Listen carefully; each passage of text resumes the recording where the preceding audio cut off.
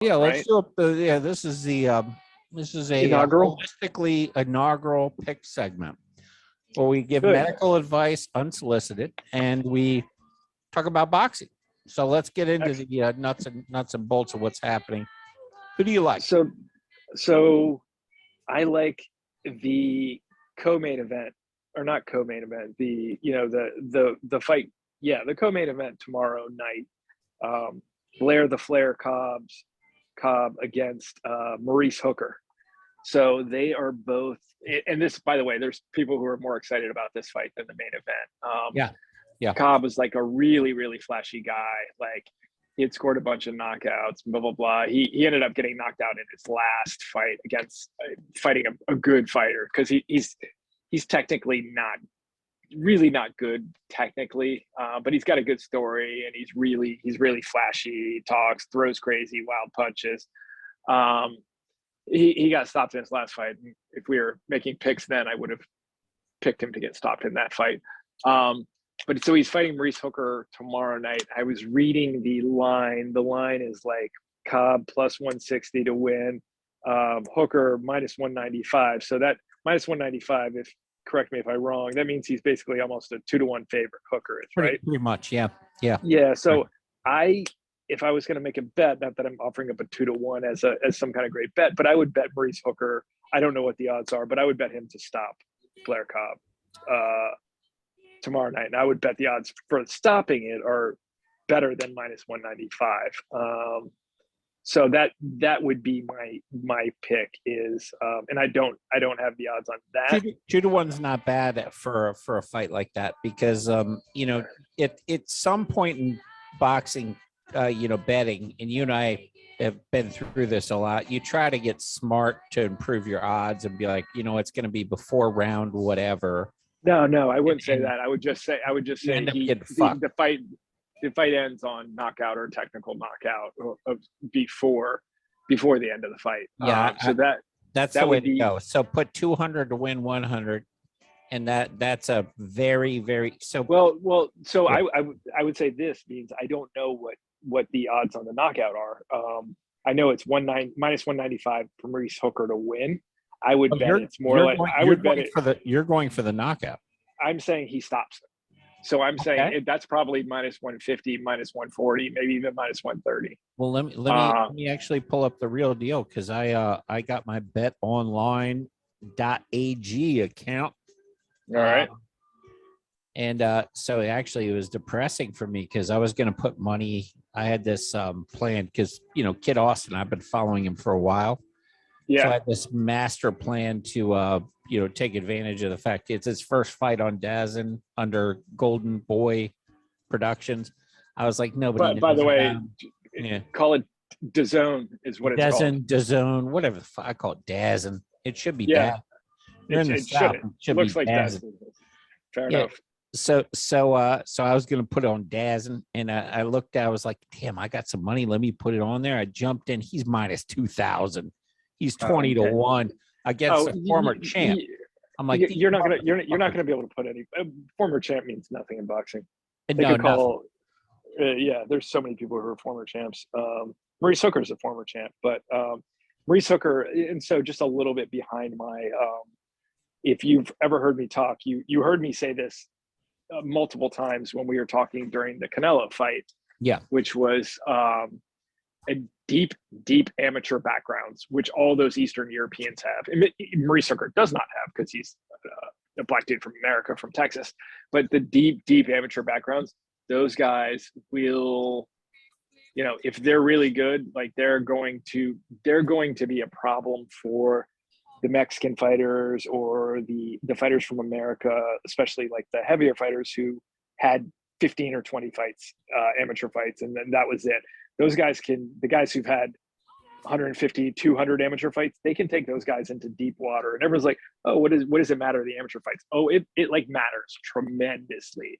Like those amateur fights, those international fights. So Maurice Hooker, I think can you slow down and explain why? Is it experience on all the little tricks? Is it just knowing, how to, slip a jab and everything in between? It's you fight tons of good fighters. Yeah. So like you fight world-class fighters everywhere, especially if you're like international. Like, so you will fight guys like all over the world. You will see tons of styles. And amateur fighting, it's like those guys come out and it's like your ball's out for 3 straight rounds. And it is, granted, so you're basically just getting top fucking incredible sparring against guys who are trying to kill you. And everybody's trying to win, like guys from like all different countries. So you're being exposed to a million different styles. Canelo, I don't think even had one amateur fight. So like when he fought like an incredible, like somebody with an incredible amateur background, like Floyd like, whipped him. And by the way, like, but he really hasn't fought like many guys with like great amateur backgrounds since. Like he, and he dominated a lot of guys, but like Bivol, I knew Bivol's like amateur background was going to play. Like he's just not gonna fold. You're not gonna sit down and fold. Like I knew he was gonna be able to handle that. And so like that's isn't Bivol really interesting in the way he fights, where he really doesn't do a lot of ducking and dodging. He just kind of comes forward. He's got a really good, he's got a pistol jab, and he was actually known as like a knockout artist early in his career, and then he didn't stop a bunch of guys, and it was part of it is because I think he was just kind of bored. But he's a really good fighter, and him against Beterbiev, I think Beterbiev would win that fight, but it would be an incredible fight. Sorry. I by Bivol I meant Beterbiev. I fuck him up, but yeah, Beterbiev comes forward. He doesn't move. Yes, Bivol is a real boxer. Like he boxes. Yeah, but Bivol will come forward too. Yeah. Yeah. He's a wrecking ball. How much does he look exactly like that once great MMA fighter, Nurmagomedov, Khabib or Habib? Oh, he looks like Khabib to you.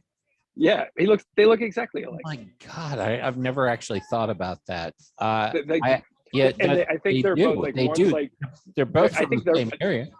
They're both from Chechnya, I think. Yeah, they're Chechnya. Yeah. Yeah. So they've all fucked each other's cousins. That's why they're angry.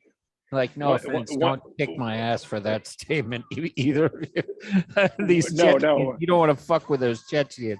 One takeaway is never ever fuck with a Chechen. Like, never that's fuck with Chechens. I would like to apologize to all Chechens for my last statement. Like about West Virginians here. It's funny, probably not funny over there, even if it's true. Not funny. Yep. So don't fuck with Chechens. Yeah, they're first that area produces some hard men. Exactly. So does like Kazakhstan, all Eastern Europe, everybody over there. They're all hard dudes. Like even Sergey Kovalev, who ended up turning into kind of a softie after being here forever. But I mean, he killed the dude in his like 9th pro fight, and like he didn't give a fuck. Like he's just, he has like a massive drinking problem, so eventually he started losing. But like all those guys are like the Russians, like the Kazakhs, like if you watch them and you like, oh, there's something there. Like if they have really good punching power and they have some boxing ability, like Triple G, who's really old now, by the way. If he had come over to the U.S. like 10 years earlier, like we'd be talking about him as an all-time, like as a top 20 fighter of all time. But he came over like 8 or 9 years too late. He was almost 30 when he started getting famous. So even better, he's pretty old, dude. He is old. Yeah.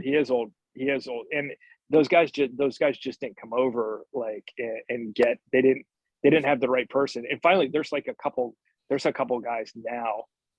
His name is it's a manager's name's Aegis Klimas.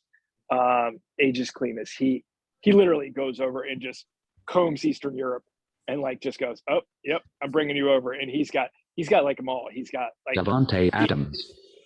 Yeah, he's got like all those guys. So it's pretty good. But back to the fight. Like, so having that deep amateur background means a lot. Blair the Flair Cobb does not have an amateur background. He has like maybe a few fights. Maurice Tucker has over 100 fights. As John Marquez.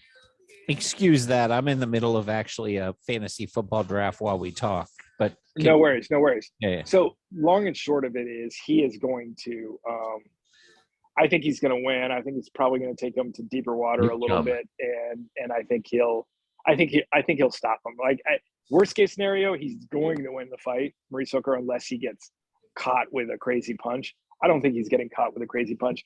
Now Maurice Hooker's lost 2 fights by knockout in the 2 out of his last 3 fights, but one was against Jose Ramirez, where he was doing really well, got caught, stopped on the ropes. Jose Ramirez is a top 3 fighter at junior welterweight. Yeah. And then Virgil Ortiz stopped him, but Virgil Ortiz is incredible too. And Maurice Hooker actually broke his hand, and that's why that fight stopped. So so he's had a lot of time to recover. I think he beats him. I think he beats him really easy, and I think he stops him. Probably stops him around somewhere in the 7, 8, 9 range. I love it, man. That's the pick of the week from our true boxing expert on the show. I love it. I miss you, man. I'm hearing your analysis just makes me so happy because you Cool.